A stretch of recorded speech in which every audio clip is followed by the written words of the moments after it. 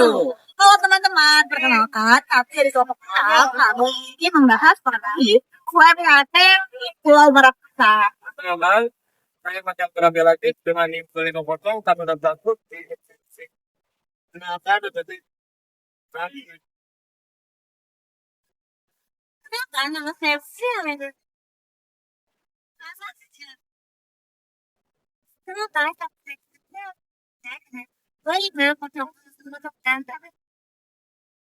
Perkenalkan, nama saya Mawar.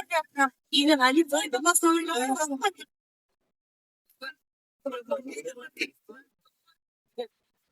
Selamat menyaksikan.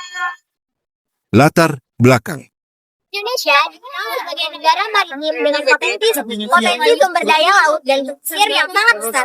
Dari Sabang sampai Merauke, UMKM pesisir memainkan peran vital dalam ekonomi lokal.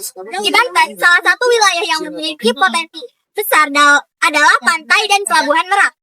Nah, ini contohnya saya berada di pelabuhan Merak. Sebuah lokasi strategis dengan mobilitas manusia yang sangat tinggi. Ribuan penumpang melintasi Merak setiap hari, menjadikannya pintu gerbang perdagangan dan promosi UMKM. Peluang UMKM maritim di Merak.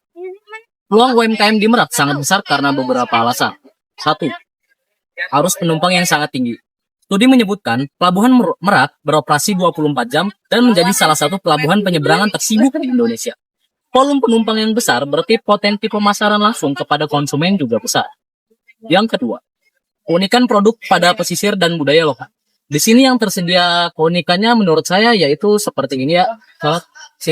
Syarat. Seperti gazebo ini yang bisa disewa biasanya sekitar 50.000 ya. Dan kita yang ketiga potensi kuliner hasil laut.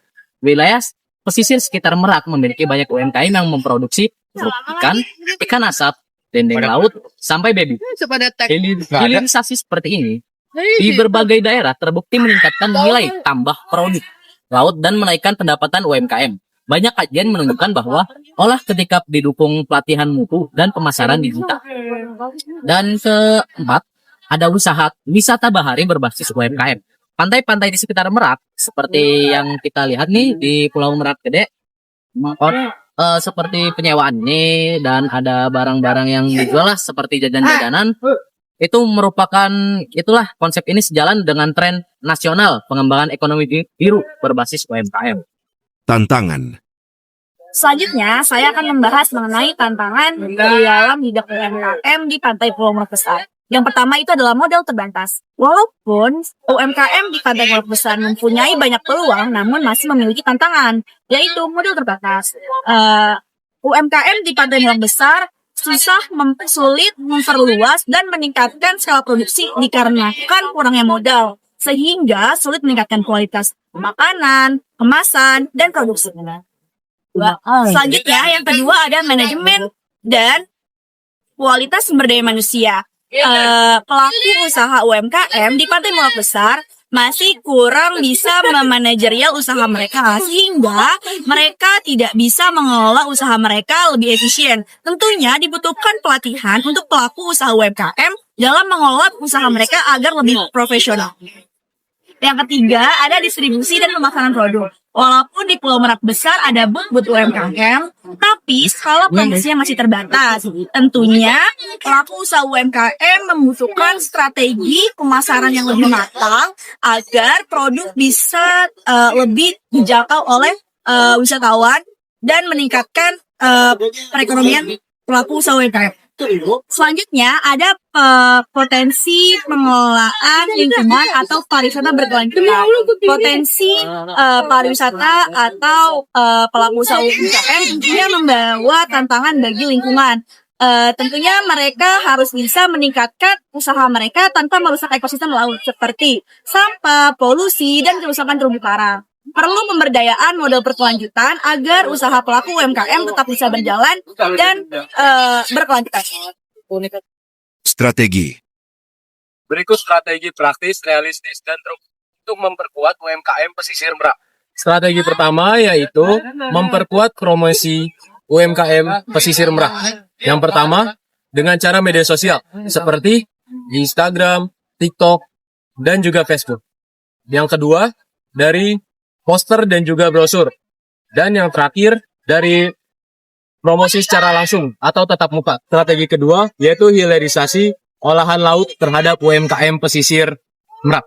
Yang pertama dari kerupuk ikan, dari ikan tenggiri, ikan kerapu, dan lain-lain. Yang kedua itu dari sambal ikan, mungkin dari sambal teri, sambal tuna, dan lain-lain. Yang ketiga dan terakhir itu dari abon ikan, berbahan dasar ikan. Strategi ketiga yaitu digitalisasi produk Merak. Yaitu yang pertama dari pembayaran digital seperti QRIS, yang kedua dari perpindahan marketplace online seperti TikTok Shop dan juga Shopee. Yang ketiga, pembuatan poster makanan dari Canva dan juga lain-lain. Yang keempat yaitu penguatan strategi usaha. Seperti pertama pembukuan usaha agar usaha itu terstruktur dan tercatat.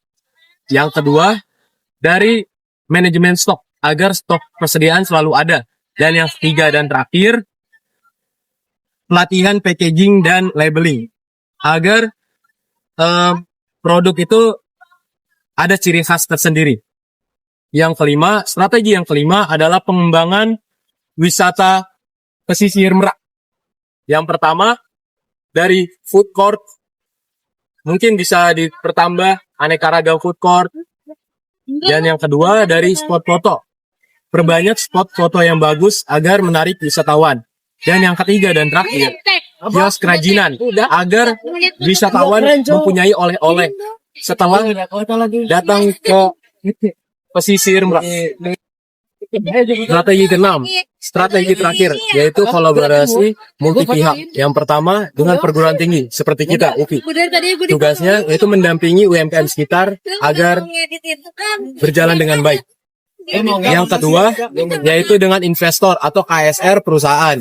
Tugasnya menyediakan fasilitas seperti alat-alat, bahan-bahan, dan juga pelatihan kepada UMKM sekitar. Yang ketiga dan terakhir, dari komunitas wirausaha atau KIR. Nah, tugasnya ini agar rantai pasok seperti bahan-bahan baku dan juga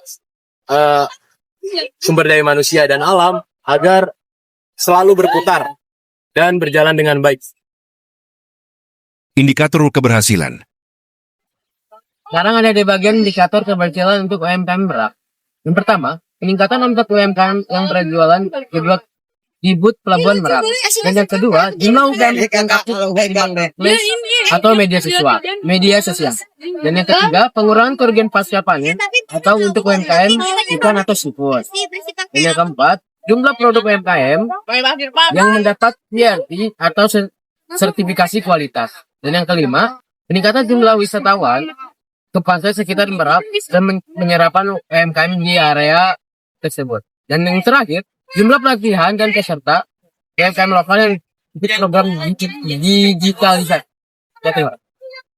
Kesimpulan. Merak adalah wilayah pesisir yang memiliki daya dorong sangat besar bagi pertumbuhan UMKM maritim.